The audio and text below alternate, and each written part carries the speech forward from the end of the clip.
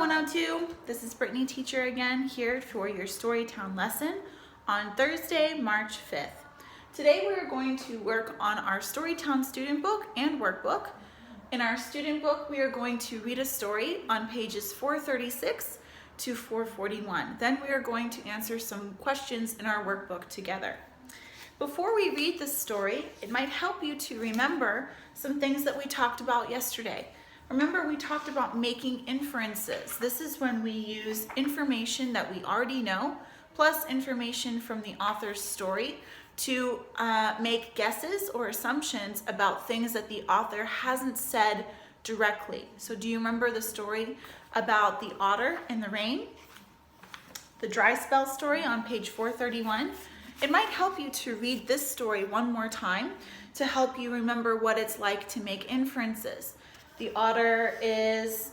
beaver is in the forest and there hasn't been rain in a long time, but he smells dampness in the air and he sees dark clouds in the sky. And the author doesn't have to tell us that it's going to rain. We know, because we know from the story and from real life, that dark clouds mean rain, right? So it's kind of the same idea in this story. When we're reading together, we're going to read the story The Lizard and the Sun. You're going to read with the intention of making inferences. You're going to try and think about making inferences while we read at the same time. Remember that you can pause the video anytime if you don't understand something. And when you're finished, when we are finished reading together, when you are done listening to me read, you should try and read the story out loud by yourself. This will help you work on your pronunciation, and this will also help you understand the story a little bit better. Okay, so let's go ahead and start. The Lizard and the Sun. The whole world knows that the sun comes out every day. Some days it shines brightly in a clear blue sky. Other days clouds cover the sun and its light is much paler. When the clouds let loose their load of rain, the sun disappears behind a curtain of water. There are places where it snows. During a snowstorm, the sun also stays hidden. But even when clouds, rain, or snow hide the sun, we know that it's still there. The story I'm going to tell you happened a long, long time ago, when the sun had really disappeared. It had been many days since the sun had come out. Everything was dark. All of the plants, the animals, and the people were waiting anxiously for the sun to appear. But the sun did not come out, and everything remained in darkness. This word anxiously is a little different. Maybe it's a vocabulary word or something that you should look up if you don't know what it means. For now, let's underline or circle the word anxiously. Next page. The people were cold. The birds had stopped singing, and the children had stopped playing.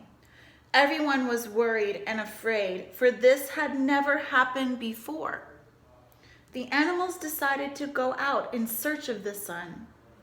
The fish and the turtles looked in the rivers and lakes, but the sun was not there.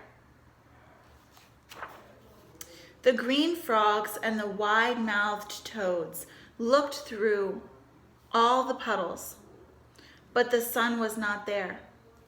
The deer and the squirrels searched through the forests, but the sun was not there. The rabbits and the hares searched through the fields. The jaguar searched through the green jungle where he lives, but the sun was nowhere to be found.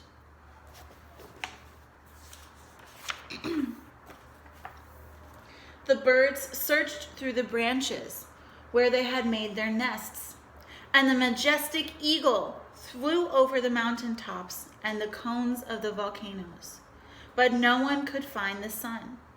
And little by little, all of the animals stopped looking, all of them except for the lizard. The lizard kept on looking for the sun.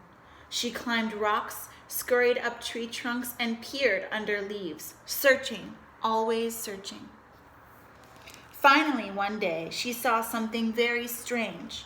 She was scampering over some rocks when she saw that one of them was shining as though it had a light inside. The lizard had seen many rocks in her life.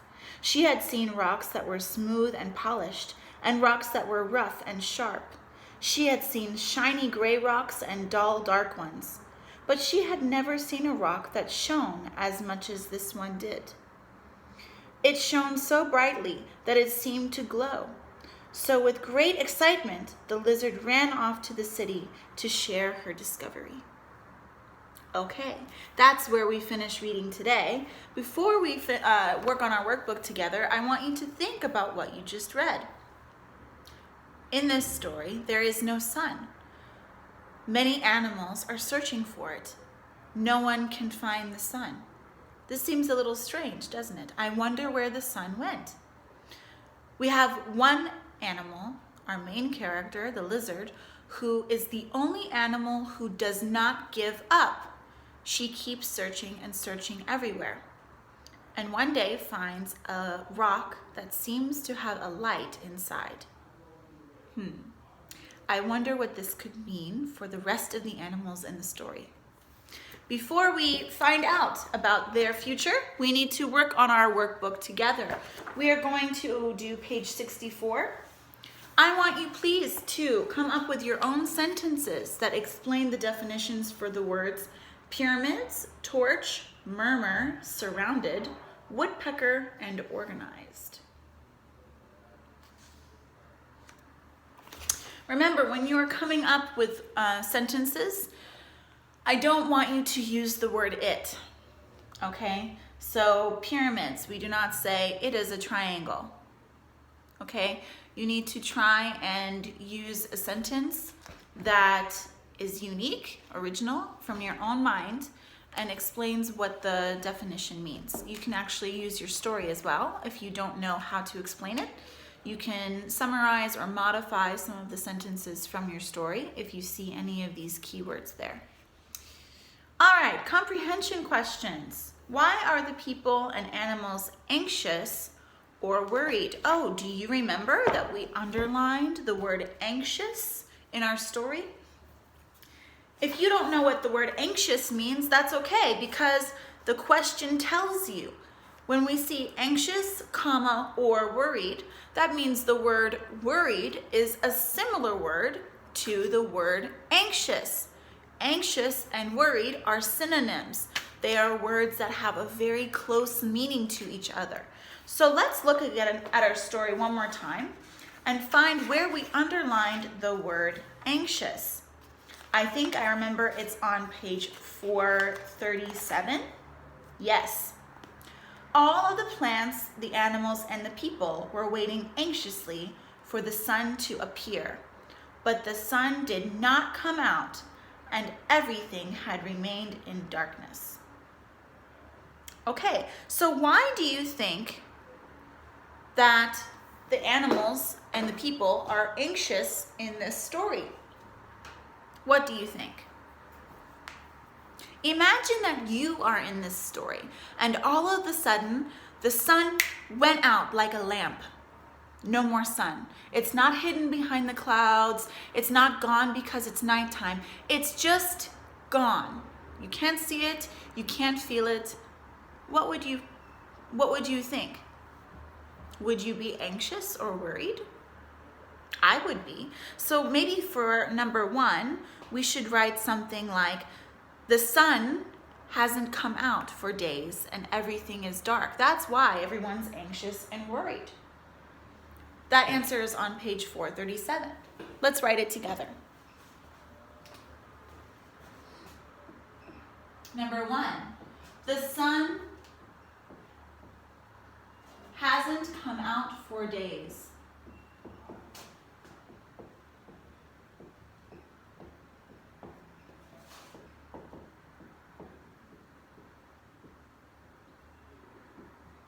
And everything is dark.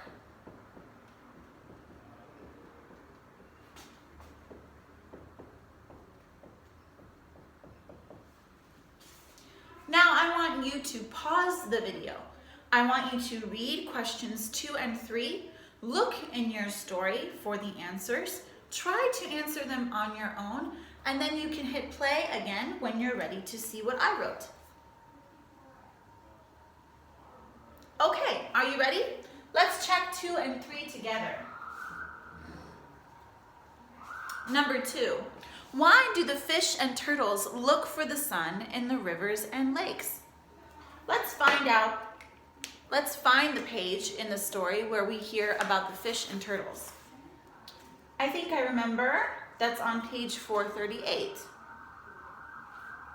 It says, the animals decided to go out and search for the sun. The fish and the turtles looked in the rivers and the lakes, but the sun was not there.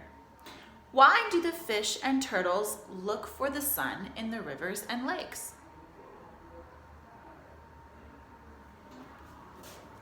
Well, where else would the fish and turtles look? I mean, they live in the river and the lake, so they cannot look anywhere else for the sun. They cannot search in the mountains or the trees, right? So for number 2, we could write something like, the sun is missing, and they are looking for the sun where they live. They are looking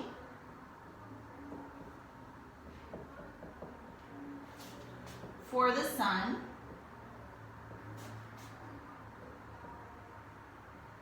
where they live.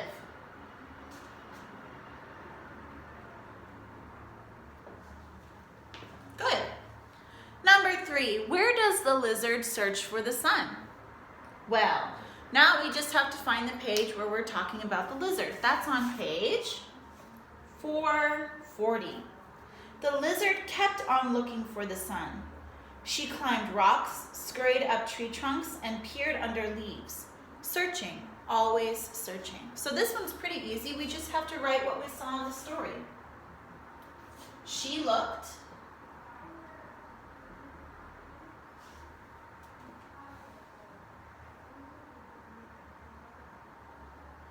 on rocks, tree trunks, and under leaves.